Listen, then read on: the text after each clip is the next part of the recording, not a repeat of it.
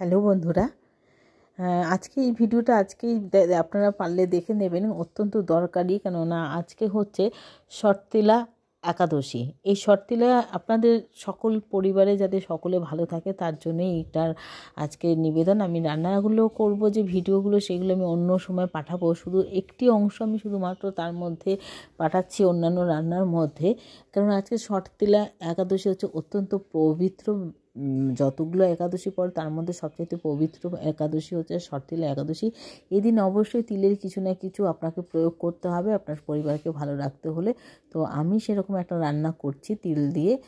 প্রথমে ছোটো ছোটো করে আলু একটু ভাপিয়ে নিয়ে ভেজে নিচ্ছি, তারপর কাঁচা লঙ্কা ফোড়ন, কালো জিরে ফোড়ন দিয়ে আমি ফুলকপি একটু ভাপিয়ে রেখেছি ছোটো ছোটো করে। এগুলো মানে কোনো পরিকল্পনা ছিল না, তাই হাতের সামনে যা সবজি ছিল তাই দিয়ে আমি করেছি। আপনারাও চাইলে শুধু আলু দিয়েই করুন বা শুধু খালি খান, প্রত্যেকের কিন্তু অসুবিধা হবে। খালি যেটা খাবেন সেটা হচ্ছে তিল বাটা। আমি তরকারিটাতে একটু তিল দিয়ে করব আজকে। তিল যেহেতু তিলা একাদশী, তাই তিলের বিভিন্নভাবে কিন্তু প্রয়োগ করতে হবে। আমি এই ভিডিওটা আমি রান্না করছি, আপনারা দেখতে থাকুন। কিন্তু আমি রান্নাটা এই তিল ভিজিয়ে তিল বেটে নেবো, এগুলো আমি যেরকমভাবে নর্মালি বলি সেটা আজকে বলছি না।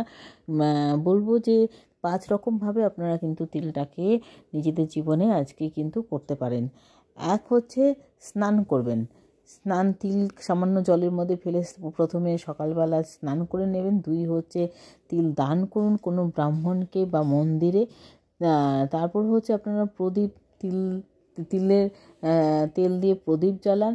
তারপর হচ্ছে গায়ে যদি পারেন তো তেলের প্রলেপ লাগাতে পারেন।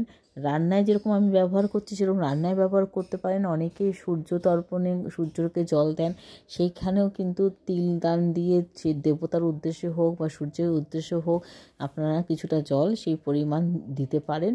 হ্যাঁ, এইভাবে আপনি আপনাদের সাথে এই একটু থাকার জন্য আমি এই ভিডিওটা এক্ষুনি পাঠিয়ে দিচ্ছি। তার কারণ আপনারা যত তাড়াতাড়ি পারবেন দেখবেন, এখন না পারুন সন্ধেবেলা অবধি আছে এই তিথিটা, কাজেই 8:30 পর্যন্ত আছেন। কাজে আপনারা এর মধ্যে কিছু না কিছু তিলের অনেক কিছু প্রিপারেশন হয়, আপনারা সেটা করুন। কিছু না করতে পারলে শুধু তিল খান, সাদা হোক কালো তিল হোক যেইভাবে হোক করে নেবেন। আর পারলে একটুখানি গায়ের মধ্যে বেটে গায়ে মেখে নেবেন, তাহলে হবে। স্নান করা তো সম্ভব না, এত বেলা হয়ে গেছে। ঠিক আছে, আজ এই পর্যন্ত। সঙ্গে থাকবেন, জুড়ে থাকবেন। যখনই ভালো কিছু আমি জানতে পারবো আপনাদের জানাবো। আজকে ছিল এই টিপস, তার পাশাপাশি এই রান্নার কিছুটা প্রক্রিয়া। চাইলে আপনারা সন্ধেবেলার টিফিনের হিসেবেও কিছু করে নিতে পারেন। তিল দিয়ে অনেক কিছু খাবার হয়, বিস্কুট, কেক সব কিছুর মধ্যে তিল যায়। তবে নিরামিষ খাওয়ার চেষ্টা করবেন। আর tata, bye bye. Like comment লেখার জন্য অপেক্ষায় পড়ে রইলাম আপনাদের লাইক কমেন্ট পাওয়ার জন্য। আর তার সাথে যারা নতুন বন্ধু তারা কোনো এরকম ধরনের টিপস পেতে চাইলে আমার সঙ্গে জুড়ে থাকবেন, তার জন্য করতে হবে সাবস্ক্রাইব। আর অনেক অনেক ভালো থাকবেন, আপনাদের পরিবারের লোকেরা ভালো থাকুক, আমার পরিবারের লোকেরা ভালো থাকুক। কেননা বন্ধু যেহেতু হয়ে গেছি, ভালো থাকার দায় কিন্তু সবারই। তাই এই তরকারিটাকে আমি চটপট নামিয়ে নিচ্ছি। এই পর্যন্ত। আর বাকিটা আপনারা বুঝে নেবেন, একটু মিষ্টি নুন এসব দিয়েই করা, কোনো মশলাপাতি নেই, তিল দিয়ে কাঁচা লঙ্কা দিয়ে করা। টাটা, বাই বাই, রাখছি।